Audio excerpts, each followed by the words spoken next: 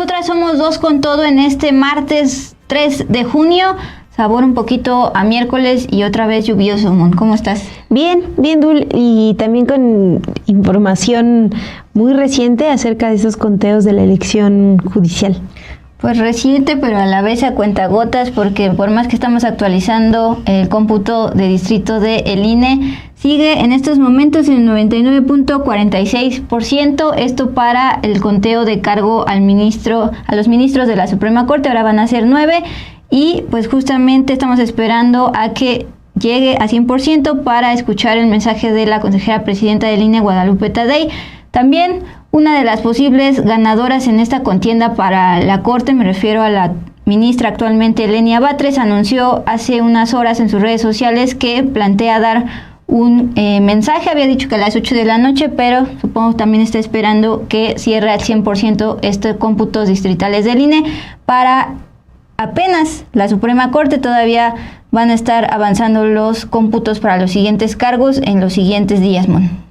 Así es, Dul, en el Con Todo les tenemos información sobre el llamado que están haciendo las organizaciones civiles a las y los nuevos ministros en la Suprema Corte de Justicia de la Nación a que tomen decisiones priorizando la defensa de los derechos humanos. Estamos hablando del derecho a la salud, el derecho a un medio ambiente pues no contaminado, sano, y que prioricen todos estos aspectos en lugar de los intereses de grandes empresas como las tabacaleras y las empresas de ultraprocesados, porque hay antecedentes de que lo han hecho. Entonces va a estar ese programa con información pues muy enfocada en la Suprema Corte de Justicia. Y muy en tiempo real. Entonces una breve pausa y arrancamos. Estamos aquí.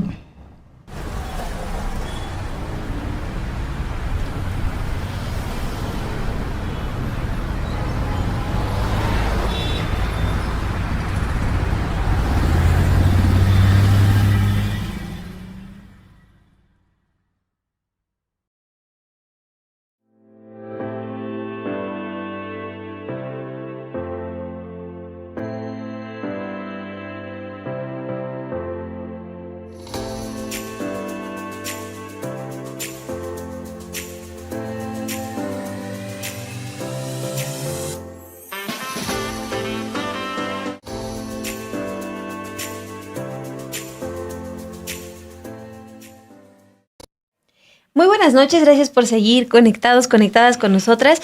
Mira, aquí nos dice Rodolfo Salas que es en ese momento cuando tú y yo nos vamos a consultar los cómputos y sí estamos aquí, sin embargo al aire, actualizando estos cómputos distritales judiciales y vamos a arrancar con esa información. ¿Cuántas actas ha contabilizado hasta el momento el INE? La última actualización, que es de las 8:30 de la noche, muestra el 99.46% de actas computadas, es decir, 83.815 de 84.266. Lo que nos dicen estos datos son que Hugo Aguilar Ortiz es el candidato que tiene hasta el momento más votos, 6.003.388. En segundo lugar se encuentra la ministra Lenia Batres con 5.671.448 votos. Les repito, es una actualización hasta las 8:30 de la noche con el 99.46% de las actas computadas. Y pues ya los datos así como están llaman la atención porque hasta el momento pues ya se sabe que Hugo Aguilar tiene más votos que el PRI, los que el PRI sumó en la elección presidencial del 2024, un partido que, como les informamos en este espacio, ya ha adelantado que va a buscar impugnar esta elección judicial.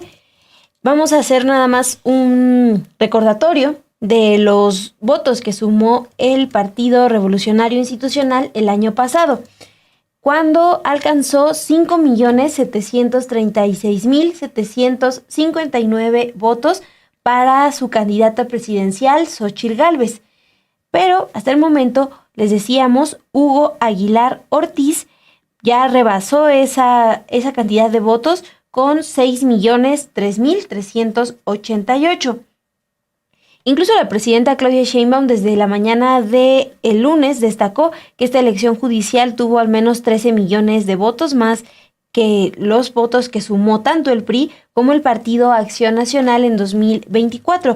Y es que recuerden que el Partido Acción Nacional, el PAN, obtuvo en el pasado proceso electoral 9.644.918 votos para Xóchitl Gálvez.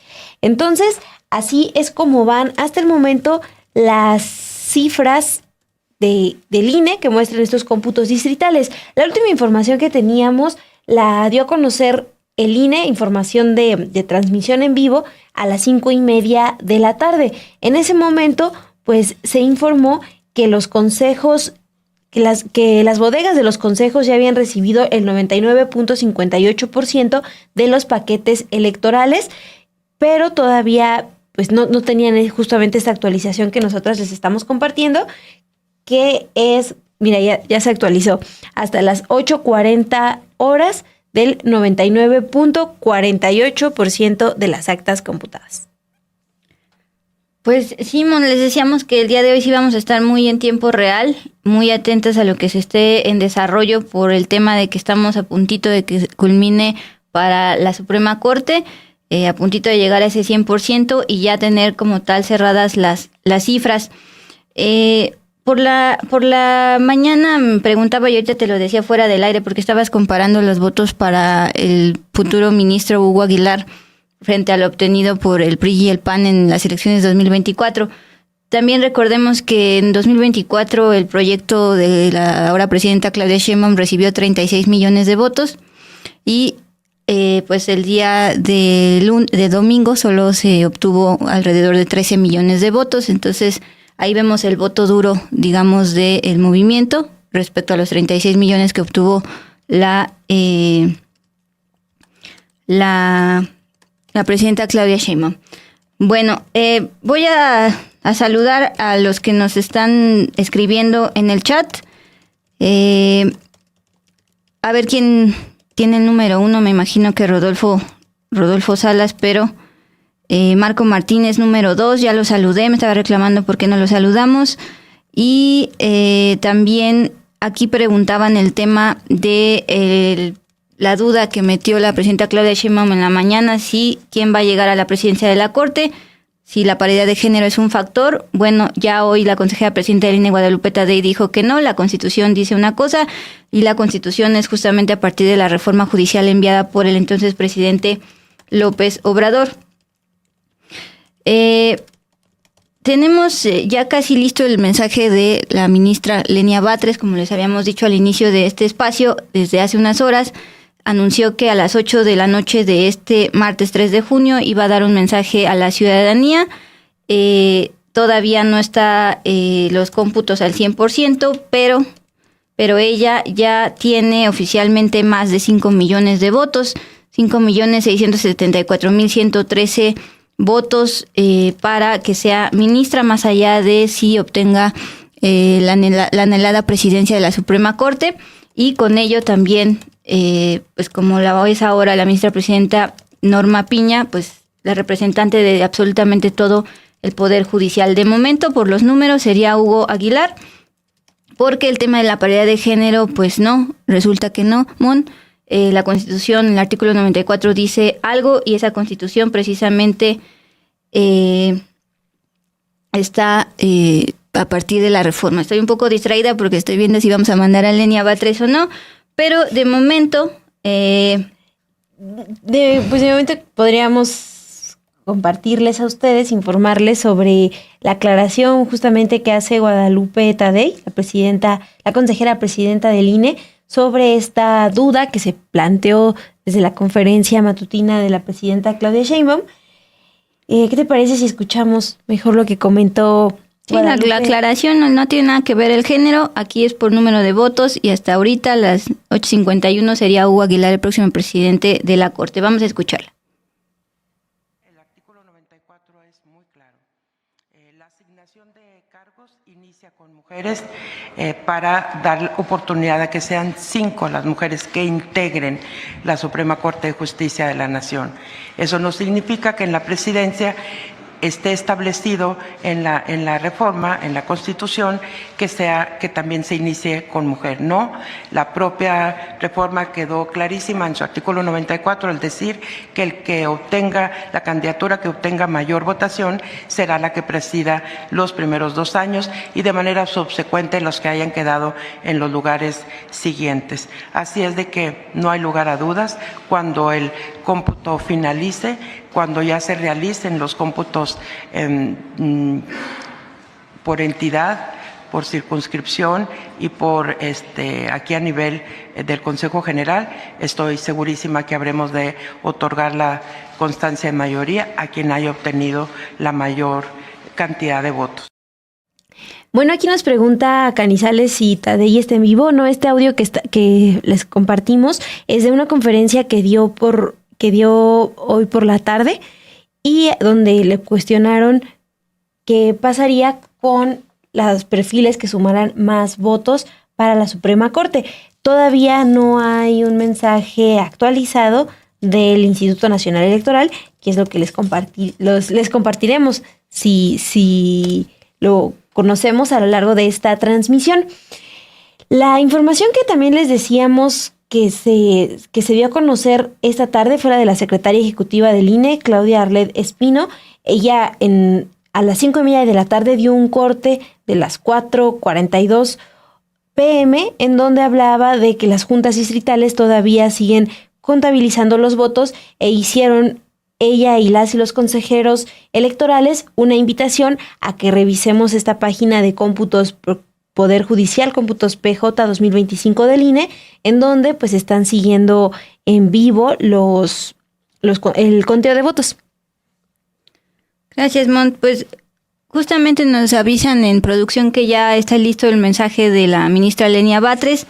Es un video que sube ella en redes sociales y escuchémosla. Puedo decir que prediqué con el ejemplo, porque no podía hablar de austeridad republicana y recibir remuneraciones inconstitucionales. Como dice el dicho, el buen juez por su casa empieza. Asimismo, una vez aprobada la reforma constitucional judicial, intervine con decisión y firmeza para impedir que la echaran para atrás en el Pleno de la Corte.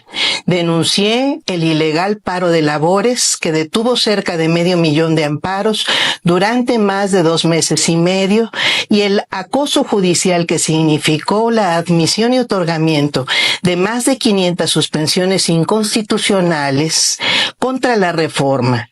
También combatí la pretensión de invalidar la propia reforma en la Corte a través de consultas a trámite y acciones de inconstitucionalidad. En el lapso que llevo en la Corte me he pronunciado con base no solo en la justicia, sino también en la justicia social. Así consta en las 540 sentencias presentadas y votadas al Pleno y la segunda sala de la Corte, en las que destacan la defensa de los derechos de las personas más vulnerables y desprotegidas de nuestro país. Amigas, amigos, esta campaña hizo evidente que a la gente le interesa la justicia. A las mujeres, hombres, personas jóvenes, adultas mayores, trabajadoras, campesinos, empleados, académicos, estudiantes, artistas, empresarios, pueblos y comunidades originarias y afromexicanas que depositaron su confianza en mi persona, mi eterno agradecimiento y todo mi cariño. No les voy a defraudar. Son más de 5,5 millones de votos en favor de la transformación y la justicia. Seguiré defendiendo el derecho a la educación, a la salud, al trabajo, a la vivienda, a un medio ambiente sano, al agua, a la alimentación, a la cultura y a la ciencia y sus beneficios, que son derechos del pueblo mexicano. Seguiré combatiendo la corrupción en el Poder Judicial y propugnando por la austeridad, la humildad, la responsabilidad, la vocación de servicio y la conciencia social de las personas juzgadoras. En pocas palabras, seguiré siendo una ministra del pueblo. Bueno, con el 99% justamente de estas actas computadas es un mensaje como tal de agradecimiento por parte de la ministra Lenia Batres, luego de haber realizado durante bastantes semanas campaña para precisamente ya no ser designada por este proceso que era en una terna de la Presidencia de la República, luego propuesta por el Senado. Ahora fue elegida por el voto ciudadano y ella dice: no les voy a defraudar, son más de 5,5 millones de votos en favor de la transformación y la justicia. Y entonces dice: seguiré siendo una ministra del pueblo. No menciona nada de la presidencia, dice que va a continuar con el trabajo que ha estado haciendo. Sí, agradece pues estos millones de votos que hasta el momento, en esta última actualización de los cómputos distritales, pues serían 5,676,702 votos los que consiguió la ministra Lenia Batres. En segundo lugar, como candidata, está la ministra Yasmín Esquivel con 5,122,274 votos.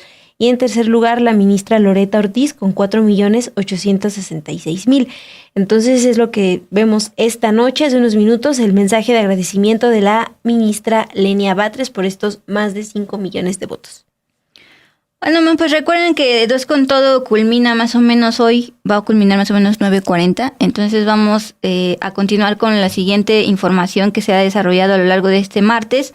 Pero sin duda vamos a regresar cuando lleguemos al anhelado 100% en cuanto a los cómputos para los ministros de la Suprema Corte, que ahora van a ser 9 y ya no 11 como actualmente. Por cierto, hoy sesionaron los todavía 11 ministros de la Corte y lo seguirán siendo hasta agosto de este año. Bueno, otro gran tema que hemos estado rebotando una y otra vez son la política arancelaria del presidente Donald Trump. Ya habíamos adelantado que él había informado que va a doblar estos impuestos, estos aranceles, particularmente al acero y al aluminio, de 25 a 50%, pues ya hace un anuncio más oficial. El presidente informó el día de hoy una directiva que aumenta estos aranceles de 25 a 50% a partir del mañana 4 de junio, precisamente al acero y al aluminio. Para México es un golpe importante porque México exporta bastante acero y aluminio, y además está el tema del sector automotriz que está relacionado con estos insumos. En este documento dice: he determinado que es necesario y apropiado aumentar la tasa arancelaria para las importaciones de artículos de acero y aluminio del 25% al 50% a partir de mañana 4 de junio, año 2025. Bueno, hay una reacción ya del secretario de Economía, Marcelo Ebrard. Recuerden que él, junto con otro equipo, ha estado viajando constantemente a Washington para tratar de negociar y que en primera instancia este 25% primeramente anunciado se redujera para México. Bueno, ahora dice a la prensa que el día viernes va a viajar una vez más a Estados Unidos y lo que va a querer negociar, es que se excluya a México de este 50% de aranceles para acero y aluminio. Pediremos el día viernes que sea México excluido, es lo que ha dicho el secretario de Economía, Marcelo Ebrard, a la prensa. Esta medida de dobletear, dice, es injusta, insostenible e inconveniente. Yo no veo quién gana en esto, porque un arancel del 50% es altísimo. Acuérdense que esto de 25 a 50 lo decidió hacer Trump después de que un tribunal le había frenado toda su política arancelaria. Apeló y logró que se pusiera una suspensión a la suspensión de sus aranceles. Veo difícil que esto se pueda sostener, dice el secretario de Economía, porque le estás poniendo 50% a esas industrias, que desde mi punto de vista, eso lo diremos, ya el viernes, es el próximo viernes. Hasta el momento la Canacero, que es la industria mexicana del acero aquí en México, no se ha pronunciado. Su último comunicado fue desde el 28 de mayo, cuando todavía se hablaba de un 25%. Y en general agradece precisamente los esfuerzos del secretario Marcelo Ebrard en las negociaciones con Washington. Bueno, Eso en torno a los aranceles. También hay un comentario de Elon Musk en torno al plan fiscal de Donald Trump. Donald Trump lo ha calificado como el gran plan y no sé qué, hermoso, bello, pero el magnate Elon Musk, ya fuera del gobierno de Trump, ya nada más como dueño de Tesla, de X y demás empresas, lo calificó así este plan fiscal, que incluye, por cierto, el gravamen a las remesas. Es una abominación repugnante el proyecto fiscal que busca recortar justamente impuestos, agravar a las remesas y aumentar el gasto militar y fronterizo. Tal cual escribe esto en la red X, antes Twitter, que él adquirió, es propietario, es dueño. Lo siento, pero ya no lo soporto más. Este proyecto de ley del Congreso, enorme, escandaloso y lleno de gastos superfluos. Repugnante. Qué vergüenza para quienes votaron por ello y saben que lo han hecho mal. Lo saben. O sea, dice, lo siento, pero ya no lo soporto más, como que lo tenía aquí y ya lo ha dicho. Es repugnante. Y pues justamente acuérdense que el viernes dábamos la información sobre cómo se despidieron oficialmente en la oficina Oval. Dijeron que iban a seguir siendo amigos, hasta le dieron una llave a Musk. Trump le entrega una llave y días después vemos cómo ya no lo soportó más y dijo que es repugnante este plan fiscal, que para México afectaría en el tema del gravamen a las remesas. De momento se ha aprobado 2.5% de impuestos a las remesas por parte de los, diría, diputados de allá, pero falta el Senado que también discuta y en su caso apruebe todo este paquete maravilloso y bello, como lo dice Trump, repugnante, como lo dice el empresario más rico del mundo. Pues esa información es importante.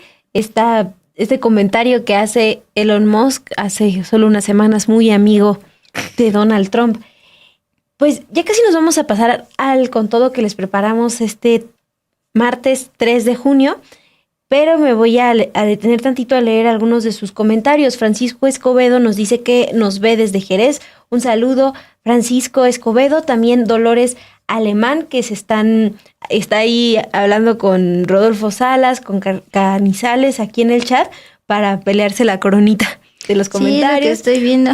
Sí. También Luis Enrique Rojas nos deja un comentario sobre Lenia Batres. Dice que en su casa votaron por ella. Y Demente, también este usuario que se llama así, nos pide saludos. Nos pide saludos, entonces pues le mandamos saludos. Me da risa el comentario de Omar. Dice, Trump va a cambiar la cerradura para que no funcione la llave que le dio a Elon Musk. ¿Te acuerdas? Estaba bonita. Su llave dorada. Ajá. Bueno, pues síganse disputando el lugar número 1 en la coronita mientras nosotras seguimos dando la información esta noche de martes, Mon.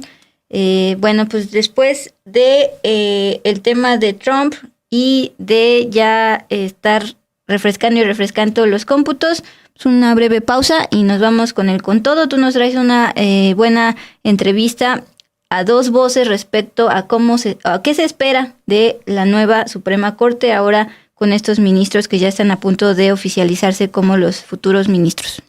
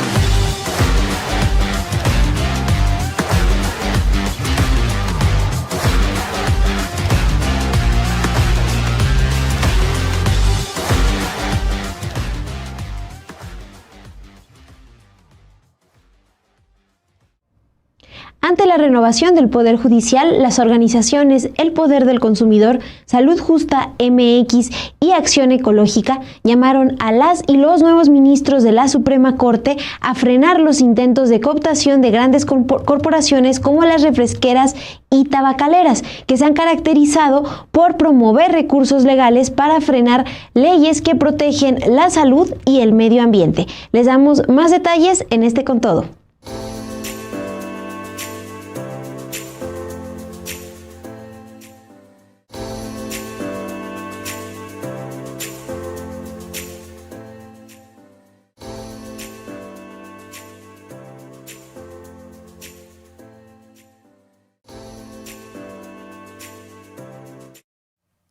Bueno, ante esta renovación del Poder Judicial es importante recordar que grandes corporaciones como refresqueras y tabacaleras han promovido en México recursos legales para frenar leyes como el etiquetado frontal de advertencia de alimentos, que vemos con los sellos, con los octágonos que alertan si hay exceso de sodio, exceso de azúcar, y también se han movilizado para oponerse a regulaciones en contra del tabaco.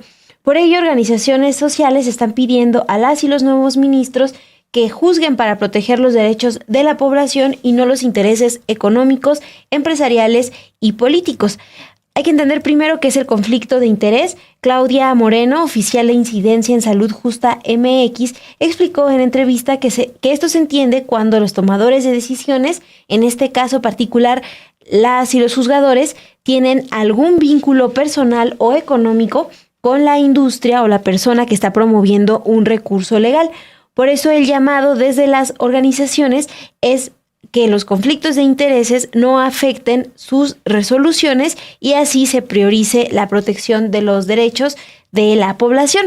Y hablar de todo esto pues es relevante ahora que esperamos cambios en la Suprema Corte con la elección de nuevas ministras y ministros. Javier Zúñiga, abogado en El Poder del Consumidor, recordó que ya hay antecedentes en la Suprema Corte donde ministros han favorecido con sus resoluciones a empresas de productos ultraprocesados. Es decir, además del cabildeo que realizan estas empresas con legisladores y con el Poder Ejecutivo, también las corporaciones tienen la estrategia de solicitar distintos amparos, primero entre juzgados de distrito y pues avanzan hasta la Suprema Corte de Justicia de la Nación, y el objetivo pues ha sido que no se apliquen normas federales, como les decíamos, esta reforma para que simplemente el nuevo etiquetado frontal, que ya tiene aquí en México 5 años desde que se aprobó. Entonces, bueno, es parte de lo que... Un poquito antes de la pandemia, ¿verdad? Empezaron a circular. Durante la pandemia ya empezó... Muy ad hoc. Ya se empezó a aplicar. Uh-huh. Bueno, hay un antecedente claro de cómo el conflicto de interés de los ministros ha puesto en riesgo la salud de todos los mexicanos. El abogado Javier Zúñiga recordó el caso del entonces ministro Eduardo Medina Mora, quien fue postulado para el cargo por el expresidente Peña Nieto y, ustedes recordarán, dejó su puesto como ministro de manera anticipada en 2019. Pero lo que señalan las organizaciones es que este exministro Eduardo Medina Mora en ninguna ocasión se excusó de votar en proyectos que cuestionaban qué tan eficaz era el etiquetado anterior que teníamos, aun cuando sí tenía conflictos de interés, porque su hermano José Medina Mora era vicepresidente de la Coparmex, que se había opuesto abiertamente al etiquetado. Se había opuesto a que este etiquetado fuera sustituido por el que tenemos actualmente de estos sellos. Además, de 1996 al año 2000, Medina Mora trabajó como consejero nacional en el Consejo Coordinador Empresarial. Y aquí también les hemos informado que dentro de este Consejo Coordinador Empresarial, pues hay grandes empresas refresqueras de ultraprocesados que pues, siempre se han caracterizado por oponerse a estas normas que buscan priorizar la salud de los mexicanos. Escuchamos cómo lo planteó el abogado Javier Zúñiga del Poder del Consumidor. Bueno, lo que hemos visto es que en general las industrias, las corporaciones siempre buscan mediante el cabildeo u otros mecanismos influir en las decisiones de estos tomadores, como mencionaba Claudia. Esto es lo fundamental y es justo por lo que se llama no conflicto de interés. En el caso de la Suprema Corte, lo que vemos es que cuando se crean políticas de salud pública que benefician a los consumidores, a las consumidoras, las industrias siempre generan una fuerte oposición.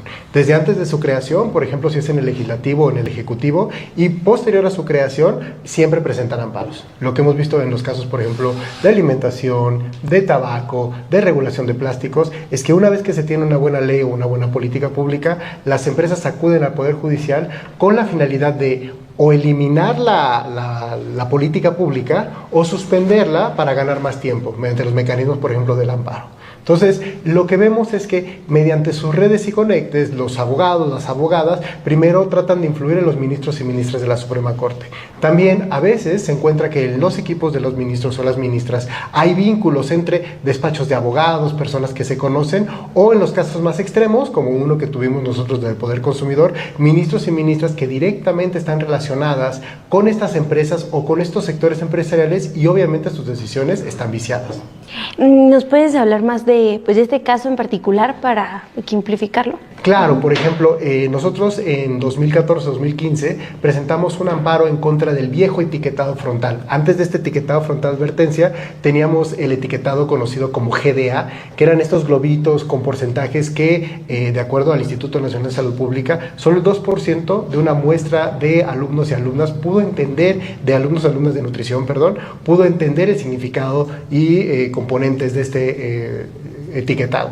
Entonces, a partir de eso, nosotros nos dimos cuenta que era un etiquetado que violentaba derechos humanos. No informaba a los consumidores, desinformaba sobre la salud y la alimentación y las decisiones que podíamos tomar. Presentamos un amparo, llega hasta la Suprema Corte y uno de los ministros, Eduardo Medina Mora, resuelve en contra del amparo. Años después, 1 o 2 años después de hacer una investigación, nos dimos cuenta que Eduardo Medina Mora tenía a su hermano en la Coparmex, que era director de la Coparmex, que era uno de los principales grupos que se oponía a esta regulación.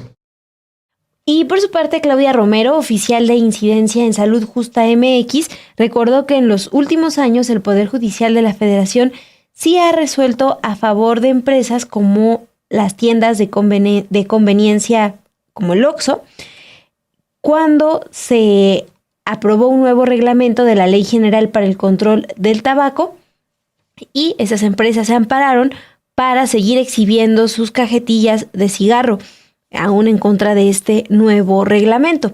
Es decir, por un lado están las empresas de ultraprocesados, las refresqueras, buscando frenar estas leyes a favor de la salud de las y los mexicanos, pero también están las tabacaleras. Vamos a escuchar qué es lo que planteó Claudia Moreno de Salud Justa MX.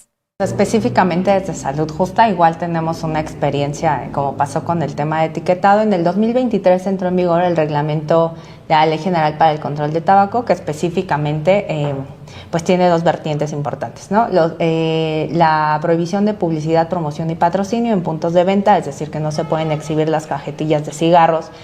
Habrá una lista en los establecimientos para su venta. Y la prohibición de espacios 100% de humo de tabaco. Esto la parte más importante que afectó o que afecta a los restauranteros es que en un restaurante donde es el área para fumar, está bien, podrás fumar, pero no te van a poder ofertar el servicio de alimentos, ¿no? Para salvaguardar la salud de todos los trabajadores restauranteros, que en su mayoría pues, no son fumadores, pero pues que están expuestos a ese humo de tabaco y que no perciben en realidad un sueldo que justifique, ¿no?, esa exposición a humo. Entonces, bueno, en contra de estas medidas, la industria tabacalera, y lo advirtió en una entrevista, la industria dijo que iban a promover amparos en contra de esas reformas, que por cierto que son reformas que en México no había habido en más de 13 años. La interferencia de la industria había estado en el Congreso durante esos 13 años, obstruyendo el avance de estas políticas públicas que buscan salvaguardar la salud. Y sí, efectivamente, hay un registro de 2.500 amparos promovidos por la industria tabacalera. Es un número sin precedente. Ningún país en la región ha tenido esa oposición a estas políticas que lo que buscan, repito, es salvaguardar la salud.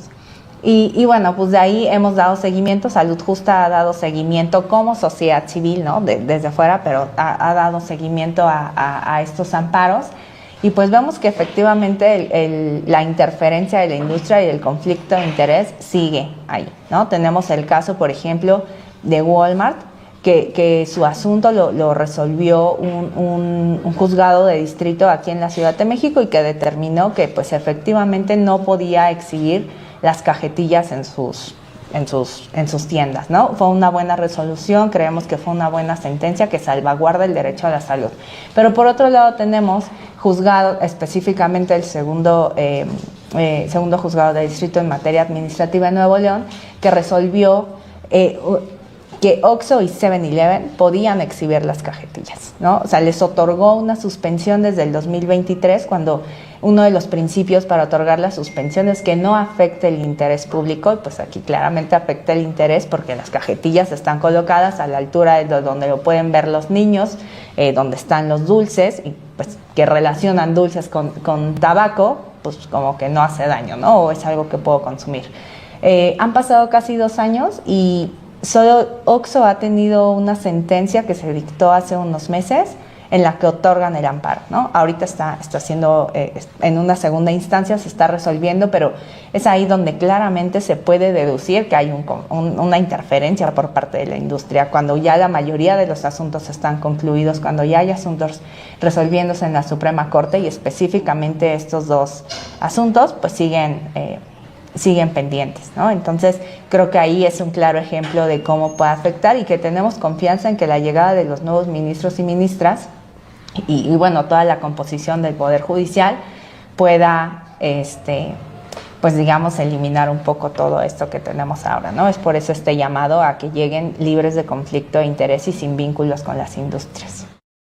También hay que destacar que los casos que analiza la Suprema Corte de Justicia de la Nación son importantes porque sientan precedentes no nada más en México, también en países como en Colombia, Argentina y Brasil, que están debatiendo casos como el control del tabaco y este derecho a la alimentación. Eso es lo que han planteado las organizaciones que están haciendo este llamado a la nueva Suprema Corte para pues juzgar libre de conflicto de interés. Y también lo que es cierto es que en los últimos años la Suprema Corte ha analizado casos que también sientan precedentes positivos.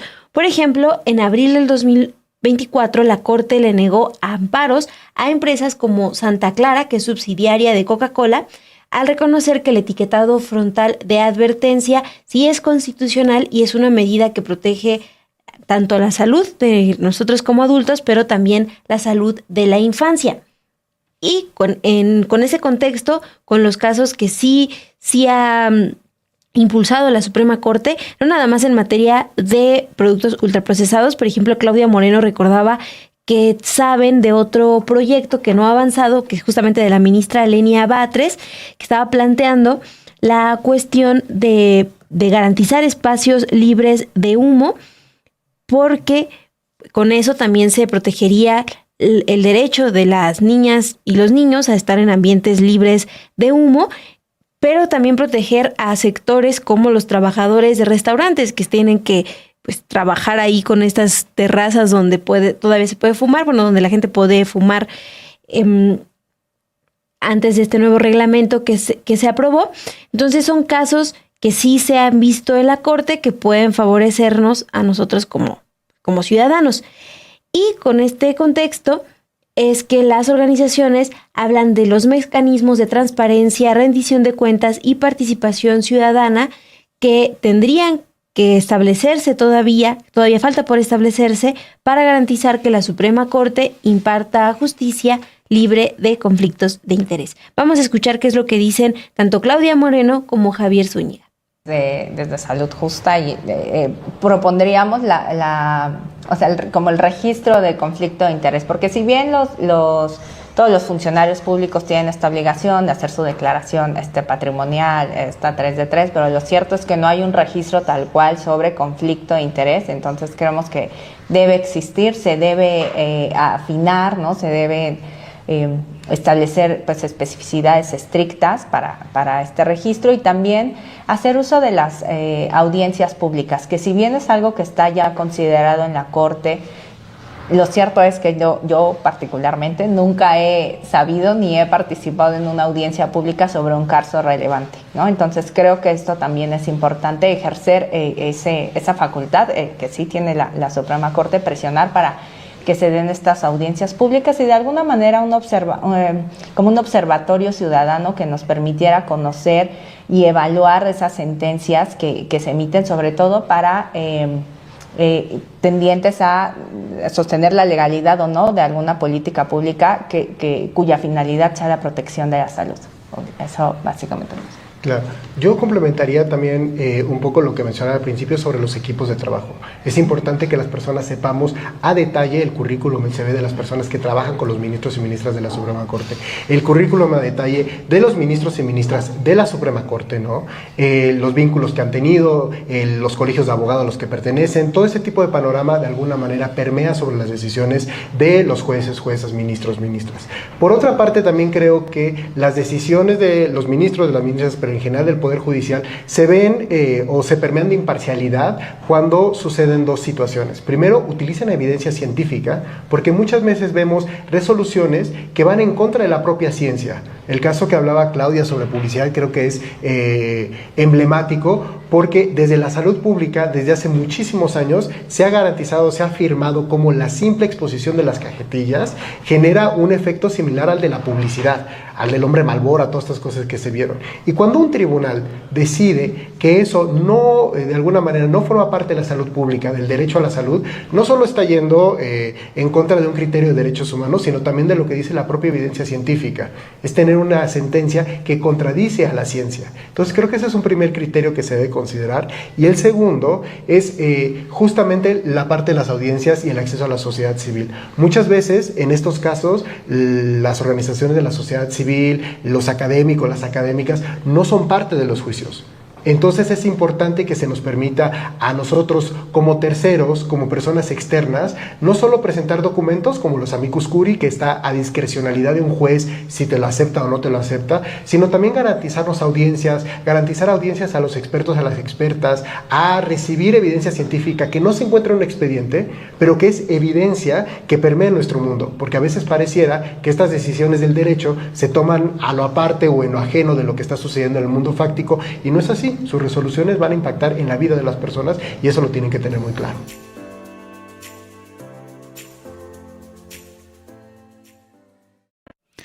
Bueno, Man, pues gracias por compartirnos esta entrevista que también decía se va a ver en Estudio B, nuestro canal de YouTube hermano. En este programa en defensa del consumidor. Perfecto. Justamente lo que hablábamos fuera del aire, más allá de que ya estamos a unos minutos de que se culmine el 100% de los cómputos y se sepa ya oficialmente quiénes van a ser los próximos 9 ministros de la Corte. Desde ayer hablábamos a través de Diana Manso y ahora estos activistas de El Poder del Consumidor y Salud Justa MX, que más allá de quienes lleguen a la Corte es importante saber qué conflictos de interés podrían tener ellos y sus equipos de ponencia, sus secretarios, auxiliares y demás, precisamente para ver una reconfiguración verdaderamente dentro de la Suprema Corte, que son los últimos que interpretan la Constitución, así de importantes son. Entonces, fue muy importante estas entrevistas, Mon, gracias, y también gracias por los comentarios al respecto, y que se sigan peleando por su coronita número 1. Son 9:26, vamos ya al cierre. Y les traemos información sobre un personaje que se estuvo diciendo una y otra vez hace 10 años. Me refiero al entonces alcalde de Iguala, Guerrero, Abarca, José Luis Abarca. Después de la desaparición de 43 normalistas de Ayotzinapa, hace una década, desapareció el alcalde de Iguala, José Luis Abarca. Posteriormente fue detenido aquí en la Ciudad de México junto con su esposa, la titular del DIF de ese municipio guerrerense. Estuvo detenido. Sin embargo, desde el año 2019 ganó una apelación para que lo absolvieran de la desaparición de los 43 normalistas. Los padres y madres de los normalistas desaparecidos hace más de 10 años apelaron esto, solicitaron un amparo contra esta absolución de Abarca, pero el día de hoy un tribunal federal decidió rechazar amparar a las familiares de los normalistas, es decir, Abarca ya está absuelto definitivamente de la desaparición de los normalistas de Ayotzinapa en septiembre del año 2014. Sin embargo, va a seguir en la cárcel porque sigue enfrentando el cargo de operaciones con recursos de procedencia ilícita, entre otros delitos. Ahí está uno de los casos importantes. Hace unos días informábamos que la presidenta Claudia Sheinbaum se volvió a reunir con los padres y madres de los normalistas y que en esencia le solicitaron la renuncia o la destitución del actual fiscal que lleva el caso especial de Ayotzinapa, porque ya le perdieron la confianza y porque además pues ha sido señalado que su equipo tiene señalamientos de corrupción, ¿no? Sí, Dulce, y en otros temas les queremos compartir información de seguimiento sobre este homicidio de integrantes del grupo fugitivo en Tamaulipas, del que les informamos hace unos días. Desde ayer la Fiscalía de Tamaulipas informó que fueron ya detenidas personas que estarían relacionadas con el homicidio de estos músicos. Autoridades detallaron que fueron detenidos 3 hombres presuntamente involucrados en el homicidio de 5 integrantes del grupo fugitivo. Fueron asegurados también armas, drogas, dinero en efectivo y 12 vehículos. En un comunicado, las autoridades involucradas, porque se realizó un operativo en conjunto, informaron que los detenidos tienen el nombre de Santos, Raúl y Jesús Alejandro. Tenían, de acuerdo con esta información, armas, 2 armas largas, 3 armas cortas, cartuchos. Bueno, también comentan que informan las autoridades que tenían droga en esa detención. Y en este operativo participaron tanto la Secretaría de la Defensa Nacional, la Fiscalía General de la República, la Guardia Nacional, la Secretaría de Marina y la Secretaría de Seguridad y Protección Ciudadana. Les decíamos, fue el 25 de mayo cuando en Reynosa, Tamaulipas, se registró la desaparición de 5 músicos del grupo fugitivo y el hallazgo sin vida de estos hombres fue confirmado el 29 de mayo. Entonces esa es información de seguimiento, y también tenemos actualización sobre otro tema del que les hablamos el día de ayer. Sí, pero no hay comparación, Mon. El día de ayer sí, y de hecho es con información del gobierno de la Ciudad de México. Ayer 2 de junio se reportaron lluvias atípicas aquí en la Ciudad de México, no vistas desde 2017. Y en el caso también a nivel nacional dábamos cuenta del mar de fondo allá en Acapulco, de las grandes olas en Michoacán, Colima y Jalisco, pero es importante seguir con las recomendaciones de Protección Civil respecto a esta temporada de lluvias, porque por ejemplo de las 9 a las 12 horas de este martes se esperan chubascos con lluvias fuertes, también descargas eléctricas y rachas de viento hasta 50 kilómetros por hora.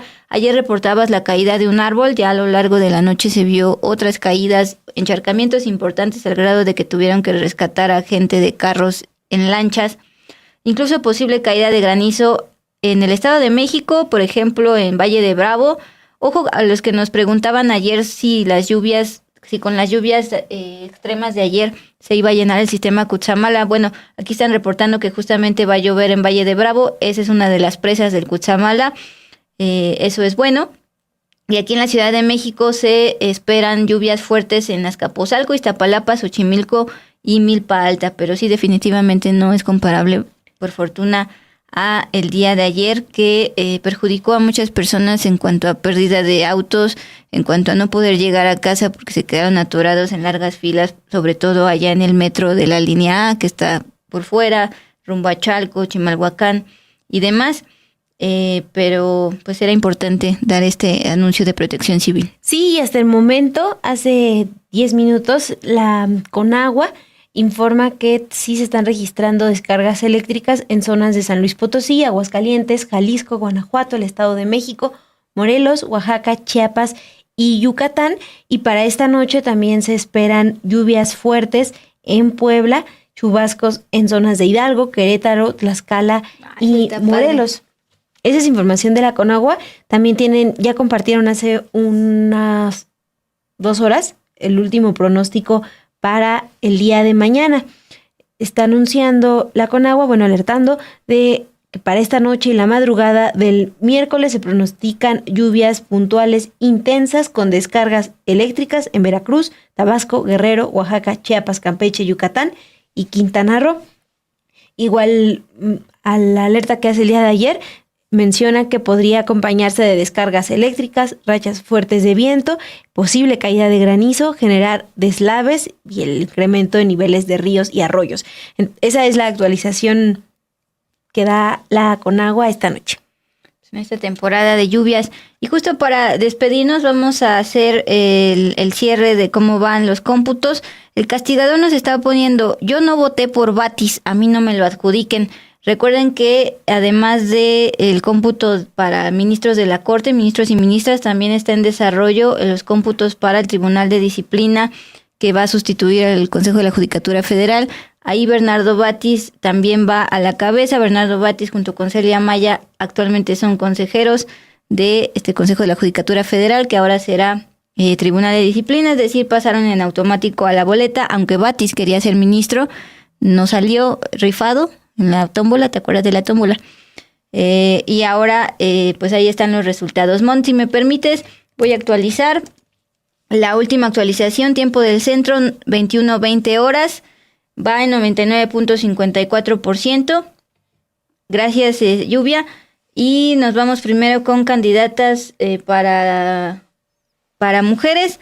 Lenia Batres Guadarrama, hace un momento les mostrábamos un video de ella, pues dando agradecimiento, diciendo que va a seguir siendo la ministra del pueblo y que no los va a defraudar para los 5.683.000 votos que pues justamente también se puede traducir en personas que le dieron su voto. Yasmín Esquivel Moza, 5.132.000.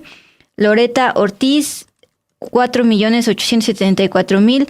Mona, hace ratito hablábamos del equipo de las ponencias de cada ministro. Están rodeados de asesores, de secretarios adjuntos, secretarios auxiliares.